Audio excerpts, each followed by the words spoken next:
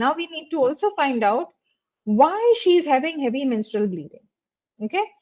But before starting the investigations, as we have already seen earlier, you can consider starting pharmacological treatment empirically without investigating, just based on her history. If it is suggestive of a low risk of fibroids, no low risk of uterine cavity abnormality, low risk of histological abnormality or adenomyosis. Okay, so in that case, you can start empirically on treatment. If there is a suspected cancer pathway referral, that is like you are suspecting possibility of cancer, like she's come with family history of cancer, plus she's obese, she is having anovulatory bleeding, irregular spaced out bleeding, but there is heavy bleeding, and then she's having irregular bleeding, spotting here and there. You would be suspecting cancer in this big patient.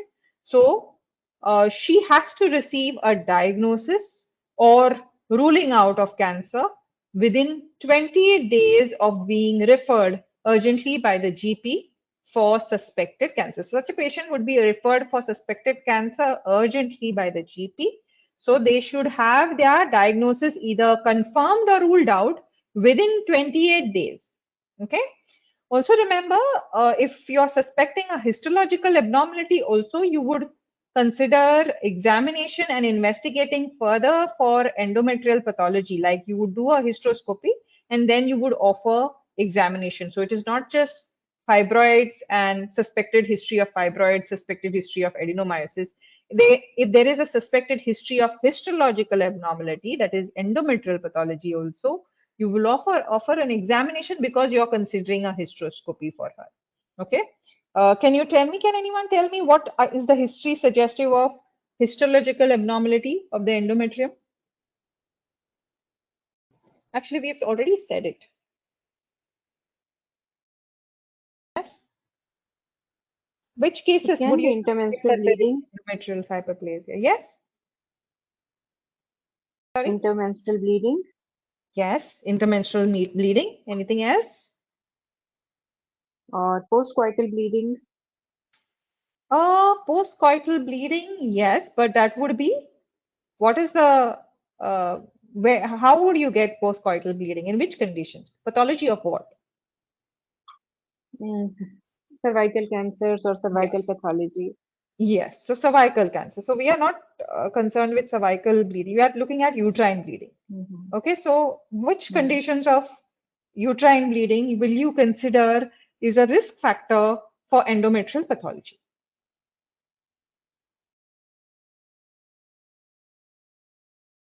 Any other risk factor? Intermenstrual bleeding is said. Anything else? Is Like it just polycystic intermenstrual ovarian bleeding? syndrome. Yes, correct. So what is the Or type of bleeding that patient they have? is irregular menstrual bleeding. Yes, irregular and heavy.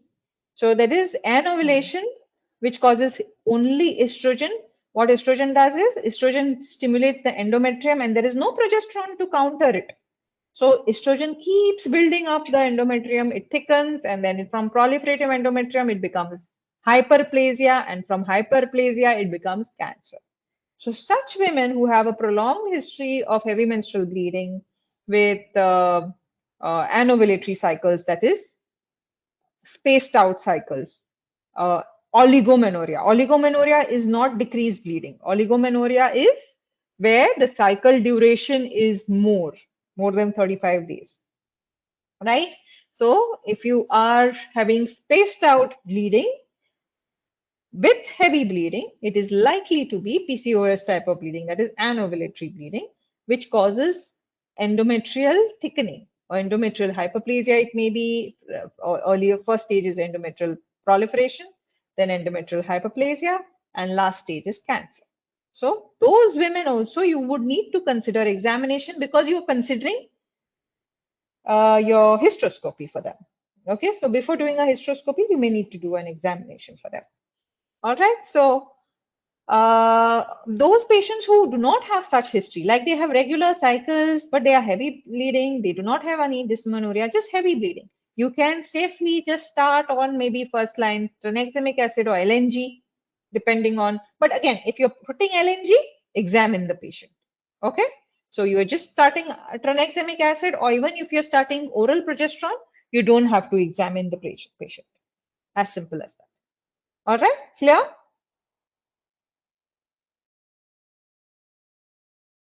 Okay.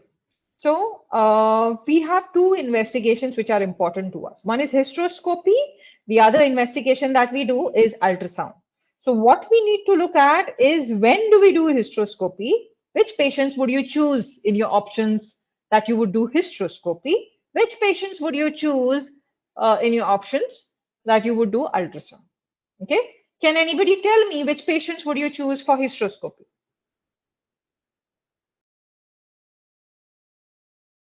Yeah?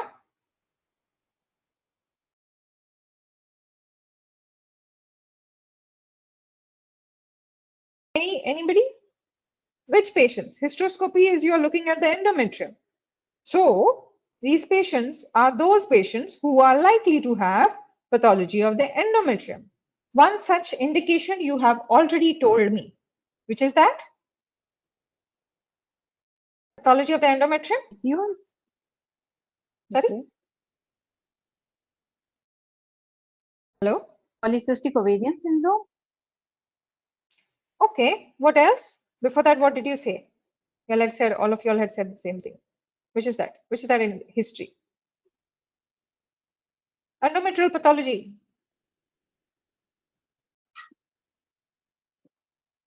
Any polyp. Yeah, so what would be the history? That will be irregular menstrual bleeding. Why would polyp cause an irregular menstrual bleeding? All of you all had said, what is the classic history for an endometrial pathology? Hmm. Irregular proliferative anovulatory bleeding. Yes, I agree. What else? What else?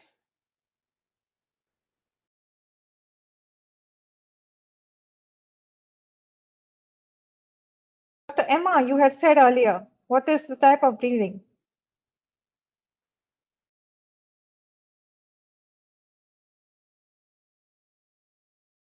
No one?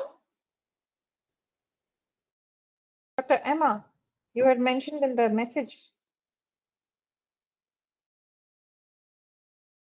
All right. Intermenstrual bleeding. Exactly. Intermenstrual bleeding is always for hysteroscopy. Always. Intermenstrual bleeding may, and particularly when it is not associated with postcoital bleeding. When it is associated with postcoital bleeding, it is probably a cervical pathology. But if the cervix is clean and there is no contact bleeding, then the intermenstrual bleeding is possibly coming from the endometrium, right? So if it is coming from the endometrium, you need to look at the endometrium. So persistent intermenstrual bleeding is an indication for hysteroscopy, because it could be a submucosal fibroid, it could be a polyp, or other endometrial pathology. So one indication is persistent intermenstrual bleeding, or when they have risk factors for endometrial pathology, which is what all of you were saying. That is, when there is persistent intermenstrual bleeding or persistent irregular bleeding, like PCOS type of bleeding, hyperplasia type of bleeding. And women have infrequent heavy bleeding who are obese or PCOS.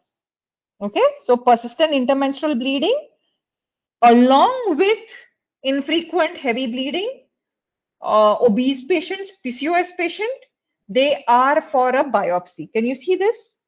This bracket here, I have put this bracket here. This is, you're not just going to do a hysteroscopy, you're going to do a hysteroscopy along with biopsy, because there is a risk factor for endometrial hyperplasia. If it is persistent intermenstrual bleeding alone, as in this case, you're just going to do a hysteroscopy. Of course, if you find something in the hysteroscopy, then you would do a biopsy. But otherwise, this is diagnostic to know what is there in the endometrium. Okay, so persistent, it may be a fibroid, submucous fibroid. So you would diagnose the submucous fibroid. Yes, you can consider a submucous fibroid myomectomy hysteroscopically, but that would be possibly a second procedure, because it needs a lot of planning. Myomectomy is not easy. So if there is persistent intermenstrual bleeding, you would first consider doing a diagnostic hysteroscopy. you would do a hysteroscopy and biopsy this for these three when there is risk factors for endometrial pathology is where you have the same persistent bleeding, intermenstrual bleeding, and infrequent, that is oligomenorrhea, in women who are obese and or PCOS. Okay, women who are on tamoxifen, because again they are at risk of having endometrial hyperplasia. Women for whom treatment of heavy menstrual bleeding has been unsuccessful, they are not responding to any treatment, then again you consider her hysteroscopy and a biopsy, because it may mean cancer, it may mean endometrial hyperplasia when they are not responding to treatment. Is that clear, everyone? Okay, so you may get a question wherein there is a lady who has come to you at 35 years of age. Her BMI is 35. She has cycles, oligomenoric cycles every 2 to 3 months and heavy menstrual bleeding for the past 1 year. What is it that you're going to do for her? What are the steps? First thing that you're going to do is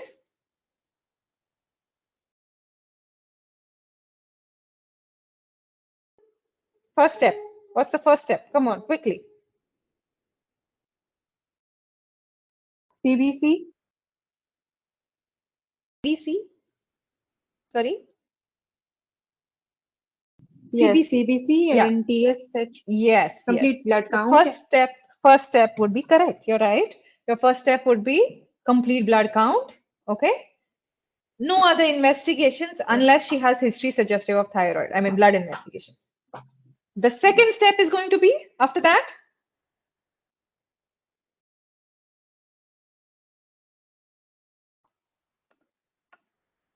Anybody? What is the second step going to be?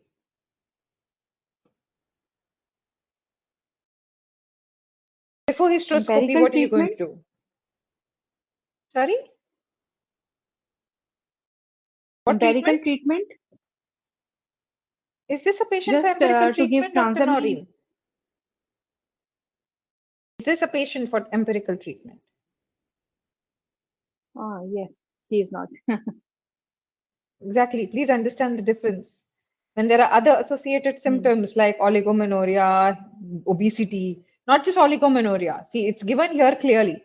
Who are those with infrequent heavy bleeding? That is oligomenorrhea. Who are obese? So oligomenorrhea with obesity, or they are PCOS type of patients. So you know it is anovulation, hyperestrogenic state. Estrogen causes endometrial growth, causes long term, it can cause cancer. So these are the women who you are not going to start empirical treatment, Dr. Noreen. Please understand this. Okay. So these women would need endometrial biopsy for sure. Okay. So these are the women who would need endometrial biopsy. Before biopsy, before hysteroscopy, what are you going to do for her? We just discussed this. If you're considering investigations, what are you going to do? Investigations or LNG, what are you going to do after doing your complete blood count?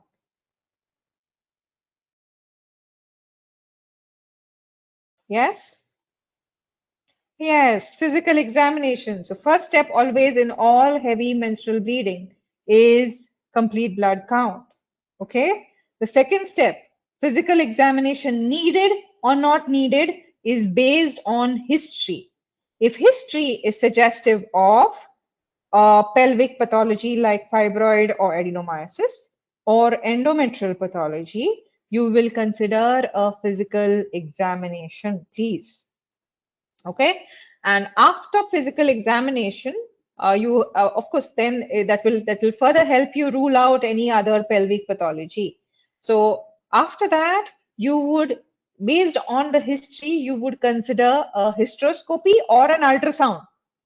Okay, we will look at the indications for ultrasound soon, but hysteroscopy is considered for those who are having your possibility of endometrial pathology. So our patient who is 35 years old with BMI of 35, Okay, 35 years old, BMI of 35. For her, with heavy menstrual bleeding, that is irregular bleeding and obesity. Okay, for such women, you would do, they are suspected to have endometrial pathology. So first is CBC. Second is physical examination because you're going to consider a hysteroscopy.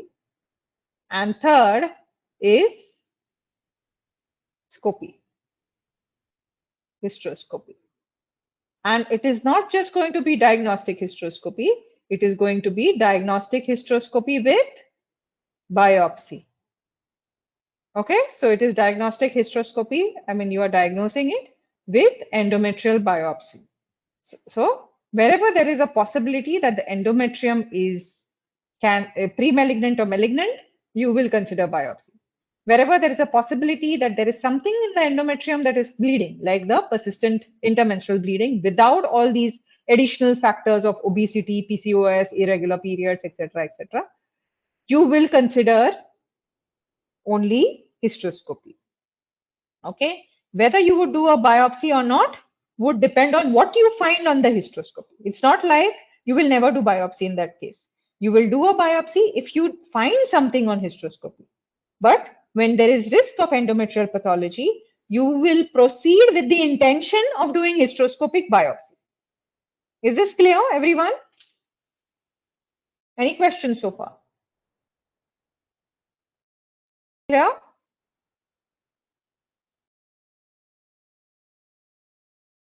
All clear, I hope. Yes. Thank you. All right. So, and what the guidelines says is that when you want to obtain an endometrial sample, it should be done only in the context of diagnostic hysteroscopy. Do not do blind endometrial or Pipel biopsy. Do not do blind, only do with a diagnostic hysteroscopy. Okay.